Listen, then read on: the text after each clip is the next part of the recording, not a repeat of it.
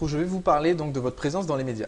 Ce qui va se passer en général quand vous allez commencer à publier, vous communiquer, quand vous allez commencer à développer votre entreprise, qu'on parlera de vous, ça marche aussi avec les partenariats, c'est qu'on va commencer à vous contacter pour une interview par exemple. Et quand on vous contacte pour une interview, avant d'accepter d'être présent dans un média quelconque, qu'il s'agisse d'un média internet ou d'un média traditionnel, vous devez impérativement vérifier qu'il s'agit d'un lieu où vous souhaitez effectivement apparaître et transmettre votre message. Et c'est ce premier point que j'appelle position.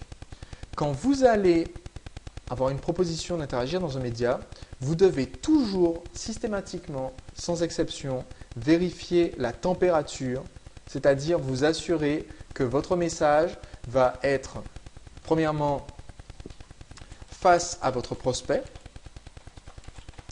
Autrement dit, est-ce que ce média correspond à votre cœur de cible ou pas? Est-ce que vous allez faire une publication dans… Est-ce qu'on vous propose une interview dans un journal? Je vais prendre des exemples issus de mon activité pour que vous compreniez bien. J'ai une activité où je vends du conseil amoureux à des hommes qui veulent faire des rencontres. Si on me propose une interview dans un journal destiné aux femmes, je vais tout de suite me rendre compte que ce n'est pas avec cette interview que je vais réussir à amener des nouveaux prospects, à toucher des nouveaux prospects, puisque ce n'est pas du tout le bon public. Donc, mon seul intérêt pour être dans cette interview, c'est si jamais cet article est extrêmement flatteur. Sinon, je n'ai absolument aucun intérêt à être dans ce magazine, dans ce journal. Donc, soit vous êtes face à votre prospect, soit vous êtes pour un article gagné d'avance. Autrement dit, effectivement, c'est toujours intéressant d'être cité dans un journal qui certes n'a aucun rapport avec votre secteur, mais qui au moins va dire que vous êtes la meilleure chose depuis l'invention de l'eau chaude. Et pour vérifier cette température, il y a un certain nombre de questions que vous devez vous poser et de questions que vous devez demander aux journalistes. Première question que vous devez systématiquement poser à chaque fois qu'on vous propose une interview, même s'il s'agit d'un entretien téléphonique, et ça arrive souvent, donc soyez très attentifs. Souvent, un journaliste va vous téléphoner et vous demander s'il peut vous poser quelques questions parce qu'il souhaiterait faire une interview. Et le piège dans lequel il ne faut pas tomber, ce piège, c'est de répondre à ces questions dès le début sans être préparé et en se disant l'interview de toute façon, ça sera à telle date, ça sera une date future. Donc pour le moment, je réponds à ces questions et puis comme ça, il saura si c'est intéressant ou pas. Vous devez avant tout être la personne qui va poser quelques questions avant de commencer à lui répondre, quel que soit le sujet sur lequel on veut vous interviewer. Première question que vous devez demander, quel est le format de la publication? Ce que j'entends par le format, premièrement, tout simplement sur quel support vous allez apparaître. Est-ce qu'il s'agit d'un magazine? Est-ce qu'il s'agit d'une chronique? Alors, je vais distinguer. Est-ce qu'il s'agit d'un magazine, journal, TV ou radio, par exemple, ou blog? Certains journalistes, je mets les guillemets, certains journalistes vont vous contacter au sujet de web magazine et vous dire je publie un magazine. Attention, il s'agit en fait d'un magazine web, donc c'est un blog, d'accord? Même s'il y a beaucoup d'audience, ça reste un blog. Donc, premièrement, sur quel support vous allez apparaître? Deuxièmement, et là il s'agit vraiment du mot format, c'est-à-dire est-ce qu'il s'agit d'un reportage, d'une interview, d'une chronique? Parce que vous allez interagir différemment avec ce journaliste selon qu'il s'agisse, et je vais vous donner un exemple, selon qu'il s'agisse d'un reportage, d'un dossier, d'une interview, d'une chronique. Je prends ces 4 exemples principaux parce que ce sont ceux qui reviennent le plus souvent. Dans un reportage, il s'agit de traiter le fond du sujet. Il y a aussi le portrait que j'ai oublié. Dans un reportage, il s'agit de traiter le fond du sujet. Donc, dans votre préparation, vous allez devoir connaître les points clés que vous devez aborder et ceux que vous devez éviter. Et je vais y revenir à l'instant quand on va parler de l'angle de l'article. S'il s'agit d'un portrait, ce qu'on veut, c'est on veut parler de vous et révéler le maximum. Donc c'est à vous de savoir ce que vous pouvez révéler et ce qui reste caché. Voici un exemple concret dans le cas où vous êtes en reportage.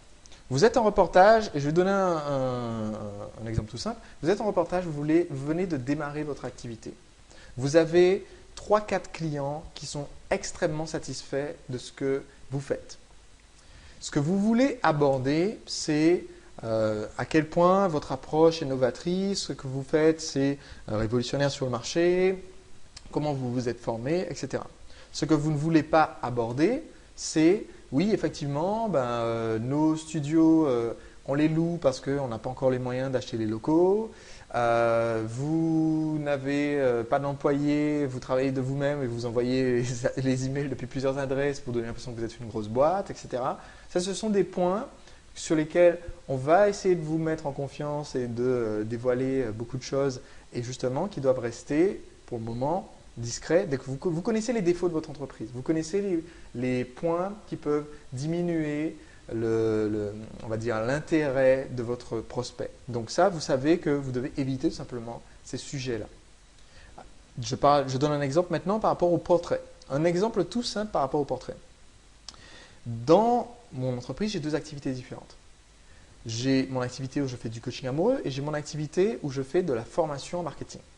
Quand je vais intervenir sur un portrait où on me téléphone en disant « Bonjour, Sébastien Hack, t'écoutez, on a vu votre site, Drag TV, on trouve ça vachement intéressant. » Je vais raconter, donc votre objectif ici, c'est raconter votre histoire, la même que vous répétez toujours. Donc, mon objectif ici, on m'interviewe sur Drag TV. Je vais raconter, voilà, j'étais timide, j'ai abordé 1000 femmes en un an, j'ai commencé à faire le coaching parce que sur mon blog, il y avait beaucoup de gens qui me posaient des questions. C'est génial de partager avec eux. Ensuite, on a fait des DVD de caméra cachée. Et puis maintenant, je fais Drag TV parce que ça me permet de partager mes conseils gratuitement. Ça, c'est mon histoire, c'est l'histoire qui intéresse mon prospect. On parle de séduction. Ce que je ne vais surtout pas aborder, c'est aller dire, et maintenant, je fais aussi de la formation pour les professionnels, pour les entrepreneurs. Premièrement, ça n'a rien à voir. Deuxièmement, ce n'est pas du tout le même public ciblé. Donc, le prospect qui est en train de lire, je ne sais pas moi, FHM, donc le prospect homme célibataire de 25 ans qui est en train de lire FHM, ce qu'il veut savoir, c'est que je donne des conseils concrets pour l'aider à rencontrer quelqu'un. Il se moque totalement de savoir que je suis un professionnel du marketing.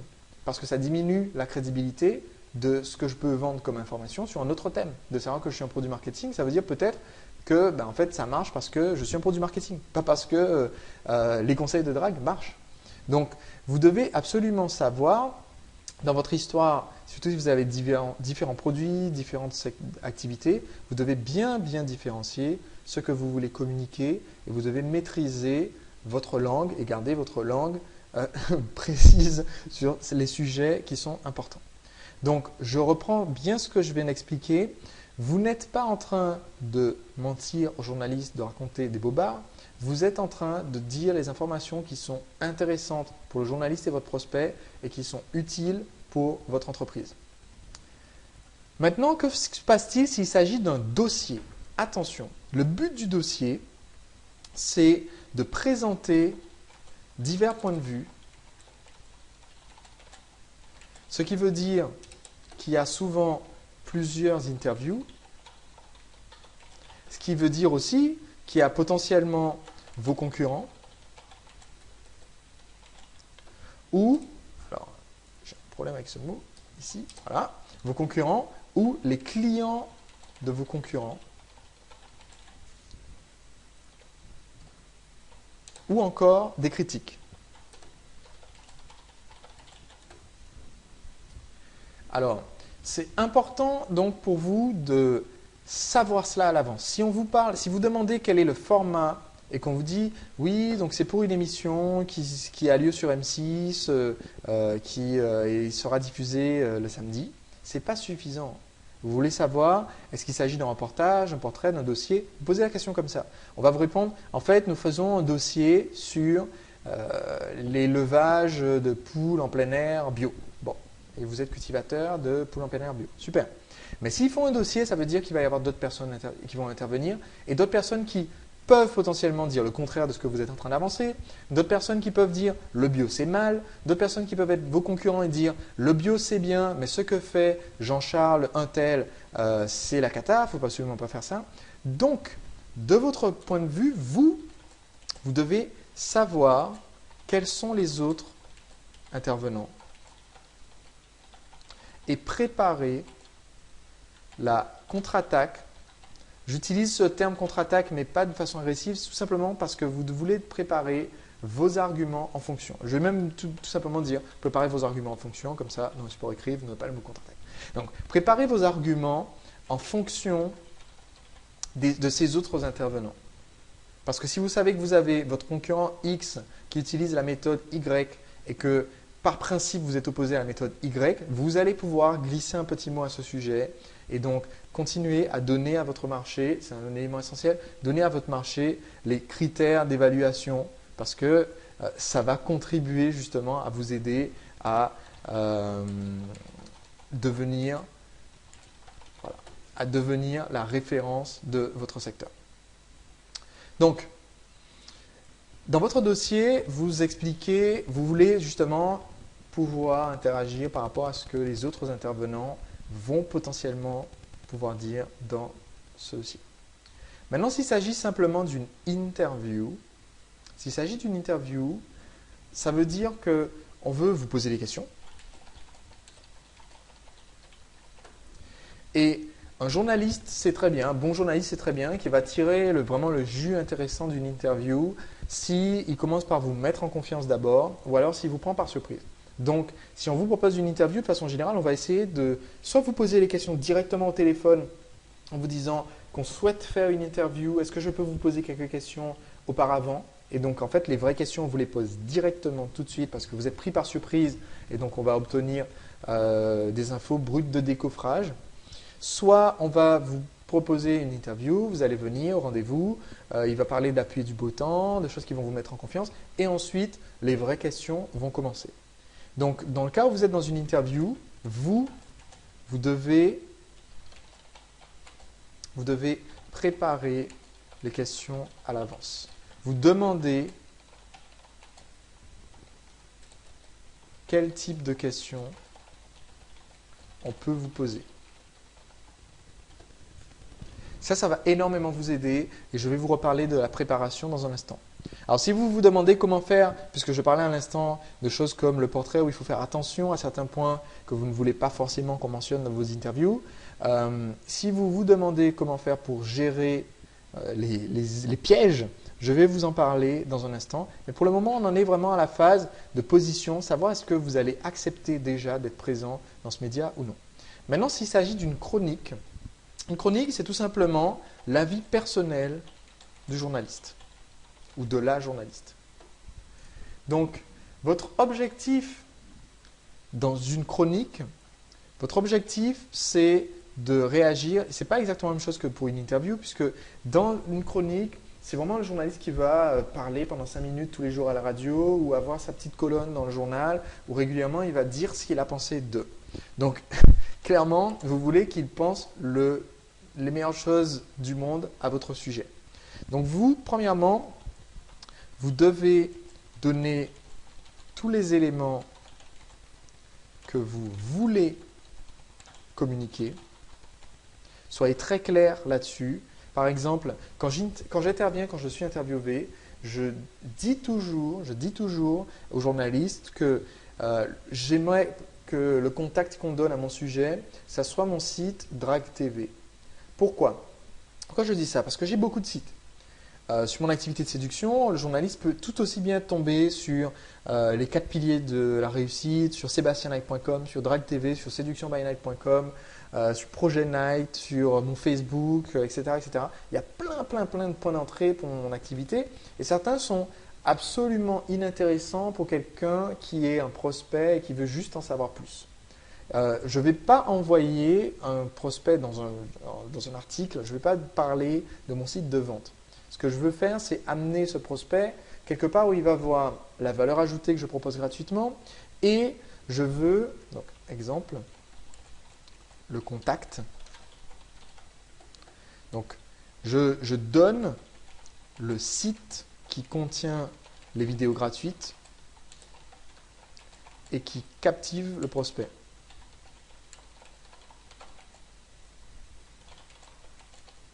Autrement dit, celui qui a la boîte pour récupérer son adresse mail.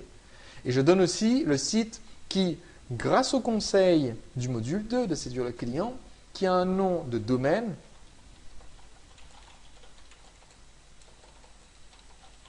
qui passe le test de la radio.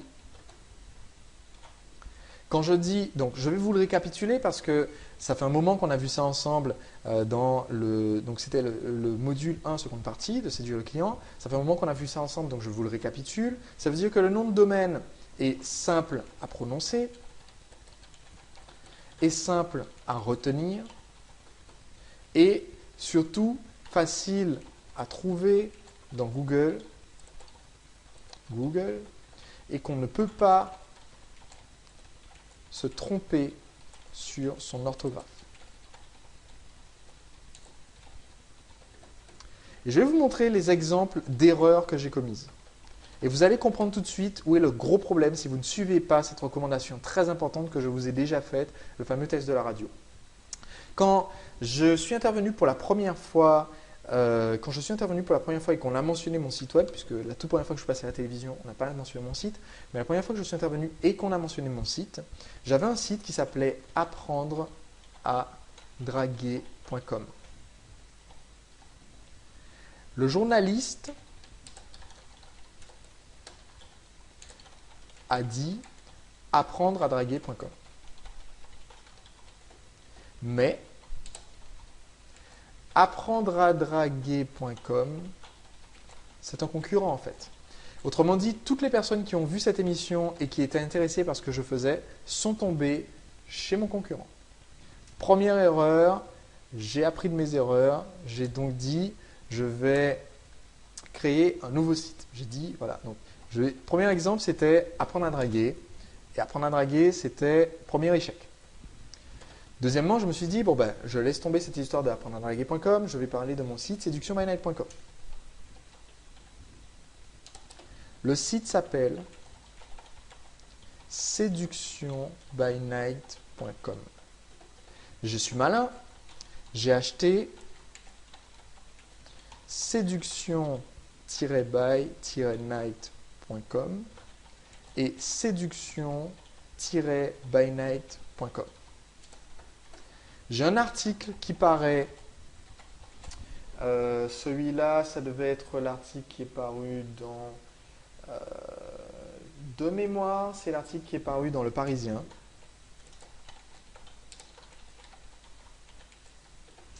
Et le journaliste, en fait, c'est très simple, a écrit avec un retour à la ligne. Le site mentionné est donc suspense, séduction, by-retour à la ligne, night.com. Évidemment, je n'avais pas ce nom de domaine. Où est-ce que les prospects sont partis? Sur une page, site inaccessible. Deuxième échec, j'apprends de mes erreurs, je repars à nouveau. Et cette fois-ci, encore très fort, Drag TV, cette fois-ci, c'est beaucoup plus facile, ça marche. Vraiment, quand je dis Drag TV, c'est très difficile de se planter. Pourquoi? Parce que dans Google, on cherche Drag TV, on trouve que Drag TV, les différentes versions du site.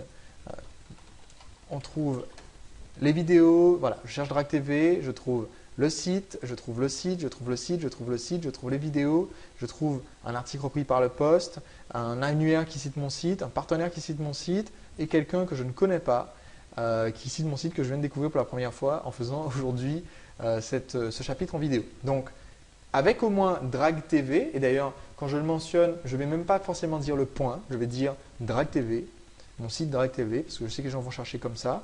Au moins, je suis sûr qu'ils vont trouver.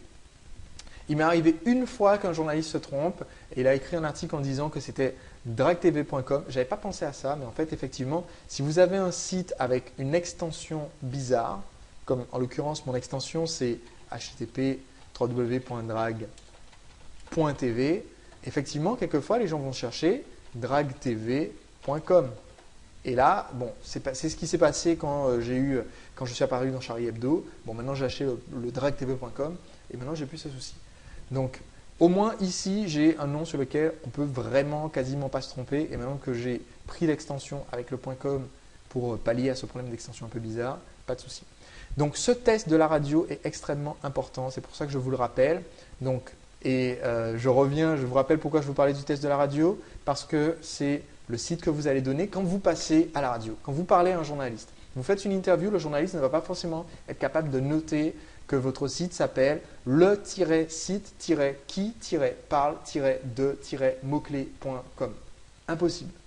Du coup, vous perdez tous les prospects suite à cet article. Donc, c'est pour ça que ce test de la radio est très très important. Maintenant, j'aimerais vous envoyer mes conseils chaque semaine pour vous aider à devenir entrepreneur libre. Si vous allez sur entrepreneurlibre.com/conseil, cela vous permet de vous abonner à la newsletter. Gratuitement, je vous enverrai chaque semaine les nouveaux épisodes des podcasts ainsi que des invitations exclusives à des webconférences, des sessions de formation et des bonus réservés uniquement aux abonnés VIP de ma newsletter. Allez maintenant sur entrepreneurlibre.com/conseil.